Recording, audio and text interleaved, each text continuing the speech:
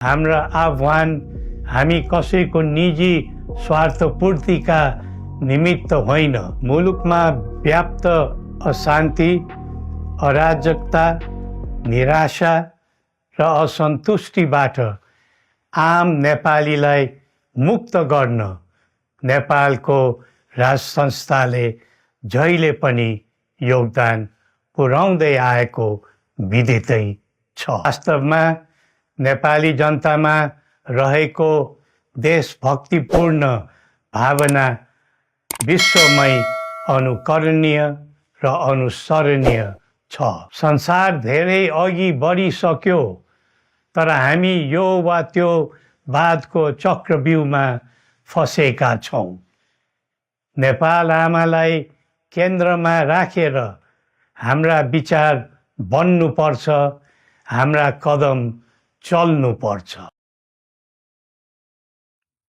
प्रिय आत्मीय दाजुभाइ दिदीबहिनीहरू, हामी नेपालीहरूको घर आँगनमा नयाँ वर्ष 2082 आइपुगेको छ। नयाँ घाम, नयाँ ज्योति, नयाँ उत्साह लिएर आएको नयाँ वर्षको उपलक्ष्यमा देश तथा विदेशमा रहे बसेका सम्पूर्ण नेपालीहरूको सुख र शान्तिको मङ्गलमय शुभकामना। हरेक नयाँ वर्ष नूतन आशा र विश्वास बोकेर आउने, तर वर्षको बिदाईमा एउटा घनघोर निराशाका बीच हुने गरेको धेरै साल भयो।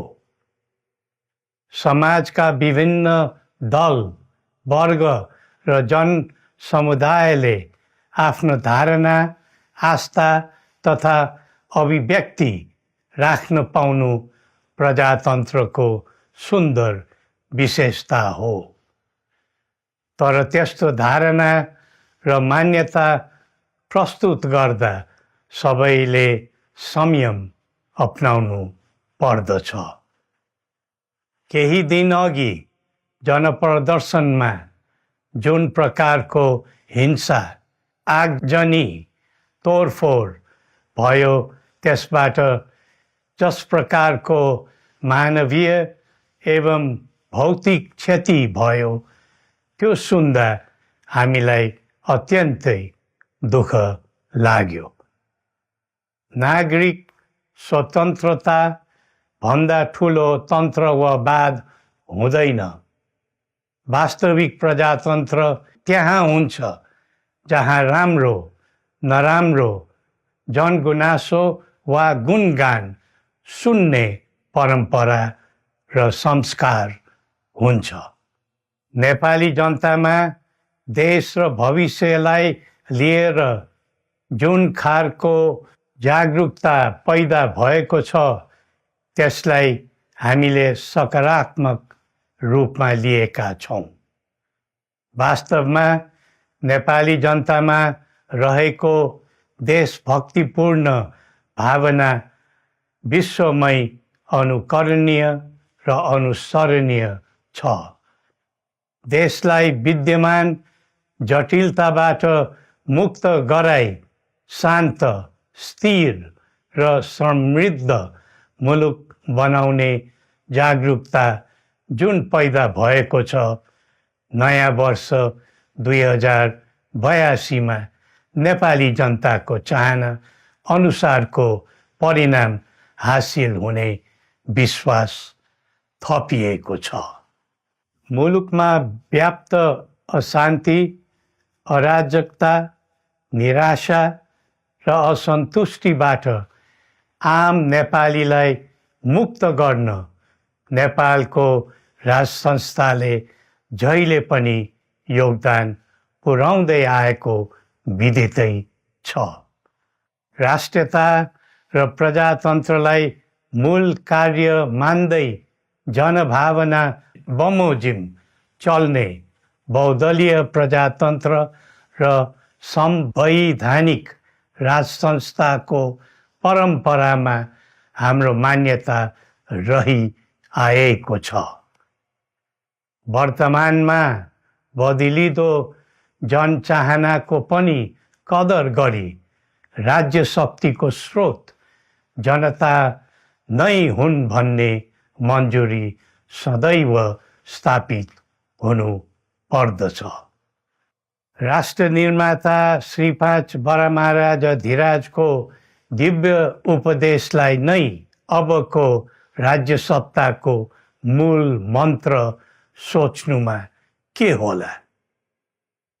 सन्तुलित कूटनैतिक सम्बन्ध र आत्मनिर्भर नेपालको परिकल्पना नै पृथ्वी पथको मूल सार हो। यही नै राजनीतिको मूलधार हुनु पर्ने हो।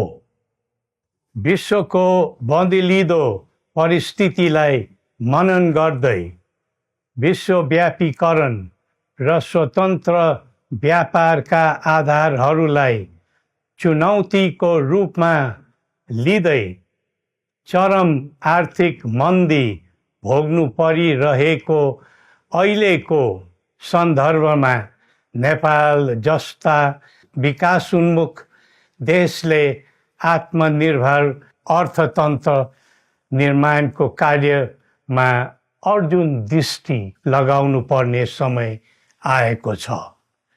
स्वदेशी स्रोत साधनको प्रयोगले स्वदेशमै उत्पादन गरी स्वदेशमै खपत गर्दै आन्तरिक अर्थतन्त्रको चक्रभित्रबाटै मुलुकको समग्र अर्थतन्त्र आत्मनिर्भर र चलायमान गराउनु पर्ने विश्व परिवेश निर्माण हुँदैछ भन्ने सङ्केतहरू देखा परिरहेका छन्।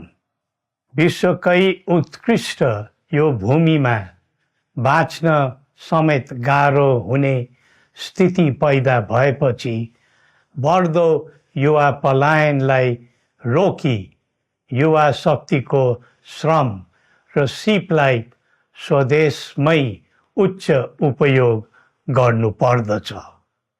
युवा स्वरोजगारको निम्ति अवसरहरूको खोजी गरी नेपालमै आय आर्जन गर्न सक्ने वातावरण तयार गर्नुपर्ने आजको पहिलो आवश्यकता बनेको छ। सबै नेपालीको तन, मन र ध्यान त्यसैमा लगाउनु परेको छ। विश्वभरि छरिरहेका नेपालीहरू एकताका सूत्रमा बाँधिन अब ढिला गर्नु हुँदैन। आफ्ना ज्ञान, सिप र सामर्थ्य मात्र होइन, त्यहाँ आर्जेको पुँजी, स्रोत र साधन समेत नेपालमै लगाउनु पर्दछ भन्ने भावना सबैमा जागृत गराउनु परेको छ। प्रकृतिले दिएको स्वर्ग जस्तै सुन्दर हिमवत् खण्ड नेपाल सिँगार्न र विकासको विपुल फुक्न कसरी लाग्ने र लगाउने स्वदेश फर्क स्वदेश नै स्वर्ग भन्ने अभियान चलाउनु पर्ने आजको आवश्यकता भएको छ। जनभावना र चाहना बुझी मुलुकको समग्र संरचनामा नै हेरफेर र सुधारका कदम चाल्नुपर्ने तथ्य स्पष्ट देखिन्छ।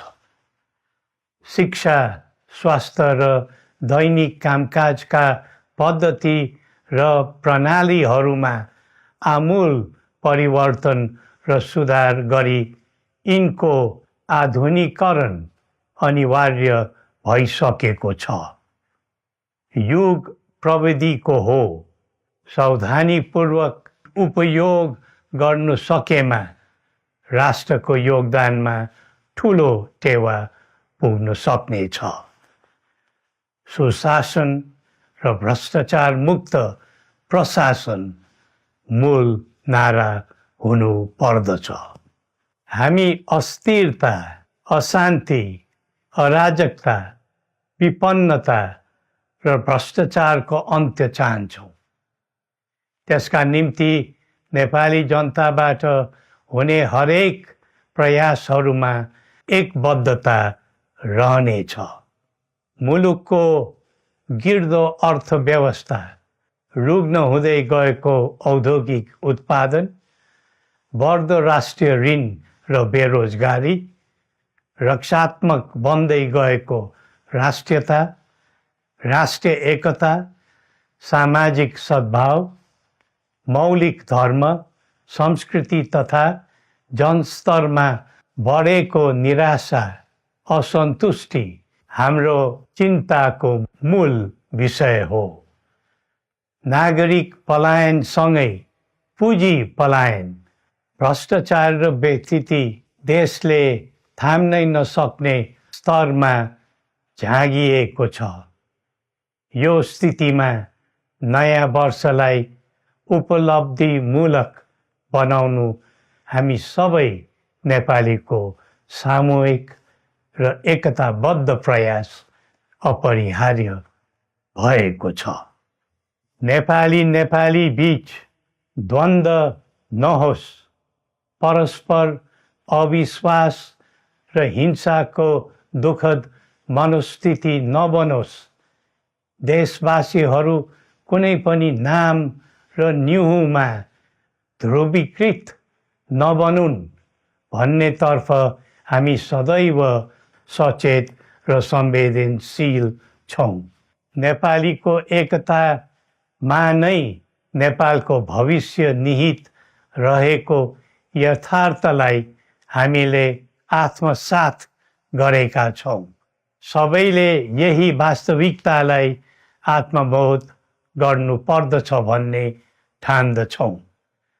हाम्रा आह्वान हामी कसैको निजी स्वार्थपूर्तिका निमित्त होइन, कुनै खालको सैद्धान्तिकवाद वा विचारको होइन, समग्र राष्ट्रको स्वाधीनता, समग्र जनताको सम्प्रभुता तथा नेपाल र नेपालीको सुखमय प्रतिष्ठाको निम्ति हो। आफ्नै प्रकारको अग्रणी राष्ट्र हामीले नै बनाउने हो अनि आफ्नो स्वतः र अस्तित्व हामी आफैले उठाउने हो। संसार धेरै अघि बढिसक्यो, तर हामी यो वा त्यो वादको चक्रव्यूहमा फँसेका छौँ। नेपाल आमालाई केन्द्रमा राखेर हाम्रा विचार बन्नुपर्छ, हाम्रा कदम चल्नुपर्छ। हरेक समस्याको समाधान संवाद, सहमति, समन्वयन र सहकार्यबाट हुन सक्छ।